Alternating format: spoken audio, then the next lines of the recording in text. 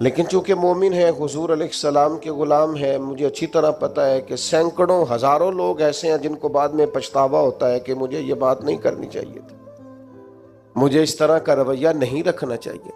कुछ बोलियां बोल लेते हैं, लेकिन चूंकि अंदर एक मोमिन बसता है, हुजूर का गुलाम बसता है, तो फिर दिल पछताता है, सीने में बात खटकती है। मेरे भाई बहुत पहले से अपने ऊपर कंट्रोल करें, अपने आप को गैज़ो गजब से, नाराजगी वाले जुमले बोलने से बचाएं। हाँ, बिल्कुल नाराज ना होना भी ज्यादती है, नाराज होना भी चाहिए और बड़ा जबरदस्त होना चाहिए, सख्त शिद्दत के साथ गुस्सा करना चाहिए। पर कब? जब अल्लाह की हदों को तोड़ा जाए, जब शरीयत की मुखालफत की जाए और बेजा दीन की बातों को छोड़ा जाए, अल्लाह की रिजा के लिए नाराज हो।